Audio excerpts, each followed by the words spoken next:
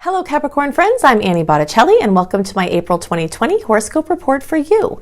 This month is a very, I'm calling it a bubble. We're like in this little bubble, suspended weightless between the retrogrades. We're suspended between the hot spots of the eclipses this year. And it's an interesting time where we're starting to be influenced by Venus retrograde. So we're going to talk more about that because that's a big transit. Rules love, beauty, and money, so it covers a lot of ground. We are beyond the Mercury retrograde that we just went through, and we're kind of having the drama die down from the eclipses that happened at the end of last year and the beginning of 2020. And we're not quite to the point where the eclipses are getting super active for June and July. However, it's interesting in the way that starting especially towards the end of April, eclipse news might start to bring its way back into the forefront. That's how these things tend to work when there's an eclipse cycle at play. And right now we have two eclipse cycles at play. The Cancer Capricorn one is about to wrap up and the Gemini Sag one is coming in. So in between the eclipse cycles, things are kind of going around more under the surface. And then the closer we get to the actual eclipses, they start to come back into the forefront, bringing sometimes life-changing news. Some of you, like me, is still reeling from what happened in the last eclipse cycle. So it's an interesting month in that way. It's just kind of this like little bubble, right, suspended in between all of that. If you have to do something important, high stakes, life-changing, that you need clarity, contracts, moves, big launches, big births, mark in your calendar March 30th through April 9th. This is the last open period from personal planet retrogrades and their shadow periods that we'll have for all the rest of 2020. There's so many things the retrogrades are fine for and even really good for, but these like high stakes, big deal, needing clarity, launches, once in a lifetime things you've been brewing for years to prepare, those are the things you'd like to have more momentum, and the momentum is going to be highest through April 9th, because then every day we descend into Venus retrograde, momentum starts to get lost, things start to move inward and backward, and plus a bunch of stuff that was swept under the rug in the self-esteem and love and money sectors tend to be, just swirling around to deal with, and we don't have time to deal with some of the other projects that we may be trying to push forward. So Venus retrograde is amazing for a ton of things, and I will walk you through this as we're going through. May 13th through June 25th is the actual Venus retrograde. April 10th through May 13th is when the shadow period is brewing every day. The energies are getting stronger, and the post-transit shadow period will last until the end of July. So we're talking about a 4-month dominion here of this transit. Things that you worked on in relationships and in money from the past can come gel in a huge way. These retrogrades are a time where I always say like the web has been woven. So you're in an active web weaving time through around April 9th. And then you kick back and you just let the food come to you. If you can align your efforts with this, it can be super easy and super fun. And then if you're not trying to force something else, as other things come up to deal with, you'll have the attention and the time that you need because you're not wrapped up trying to force things that aren't in line with the stars. So that's all happening. Okay, so I want to talk about some things that are specific for Capricorn. The first thing is the transiting North Node moving through your 6th house. The North Node in the chart, in my mind, is the most important area of the chart because it shows us our areas of highest expression in this lifetime. So the North Node in transit gives us clues in a certain period of time, wherever the North Node is in the chart, is like saying, here are some clues to your highest expression. Even if your North Node isn't in the area that it's transiting, it's saying right now, there's some pieces here for you to pick up. So what that's basically speaking to is your 6th house, and this has to do with your space, the space that you're surrounded by, okay? So some things that I see come up with this particular placement that you can tune into, and this would be something really good to do in April, just kind of thinking about these things. Is your environment inspiring? How can your environment be more inspiring? Is there clutter? Is there incoherence? And taking steps to rectifying it. Now, one important thing to note is that Venus retrograde also rules design projects. So if you have to do any big design projects, or you want to do something big as far as like restructuring your space or buying decorative things, try to push those towards the beginning of the month, like through the April 9th window that we've been talking about. Because as you move into the Venus retrograde, your vision as far as aesthetics and love and money start to go off. And so we have a tendency in a Venus retrograde to look back at design projects, love decisions, money decisions, and say, what was I thinking? Which is why it's not usually indicated to do these big projects during that time. But because this North Node is calling out, speaking of your space and your environment, you can do low stakes things, just little sprucing up that doesn't cost a lot of money. And you can do that even through the retrograde. But if there's anything big that comes up, just kind of try to push that more towards the beginning. But it can really, really benefit you to make sure that your space matches the energy that you're wanting to have more of in your life. And that's part of what the North Node is speaking to you about right now. Plus just getting super organized and streamlined and clearing clutter.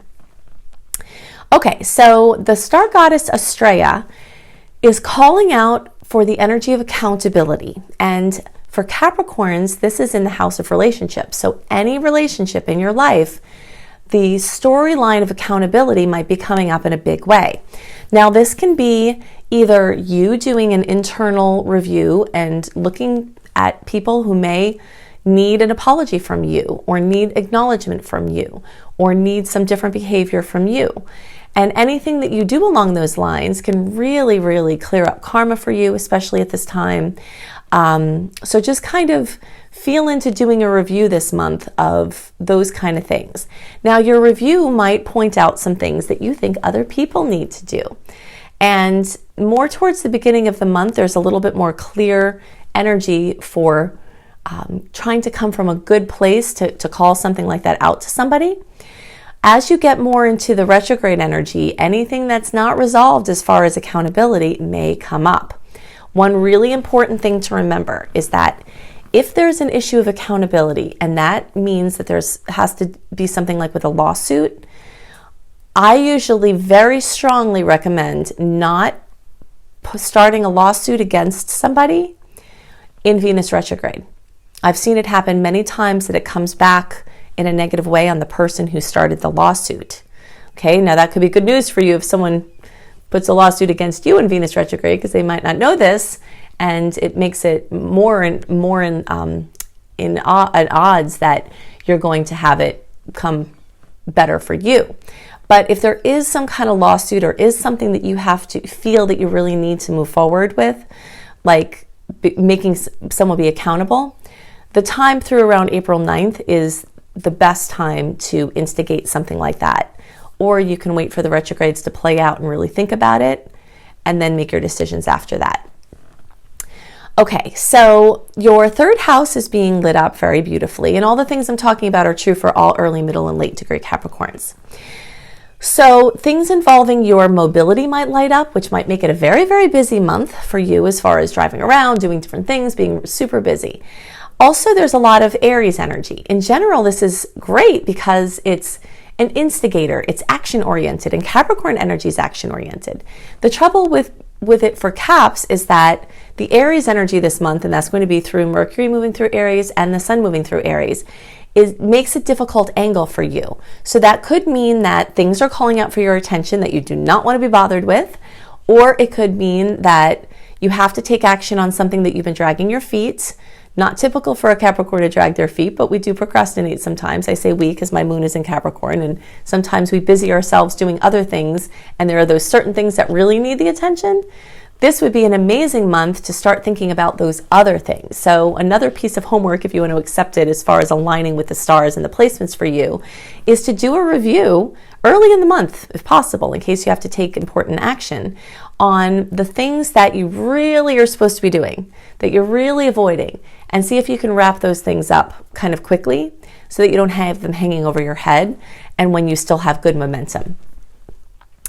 Okay, so that energy of your third house being lit up can also bring devices and vehicles or other modes of transportation into question. If you have to make a large purchase, it's amazing, again, to do that through the 9th. Now, there are some caveats to this, okay? If you're a bargain hunter, or for your work, or just in general, Venus retrograde can be a bargain hunter's delight. Okay, so you can score amazing deals making purchases on anything as we get into this Venus retrograde time. But there are things you need to be worried about, like really, I don't want to say worried, concerned about, like people spending more money than they have, buying a money pit. All of those things, increase in odds with the Venus retrograde. So again, I'm leaning towards the beginning of the month for the big purchases, unless your work is bargain hunting, unless your money is disposable. The money that you would spend on the things you're buying, if it doesn't matter, if it's low consequence, then you can buy things whenever. It's just when it's a high stakes purchase.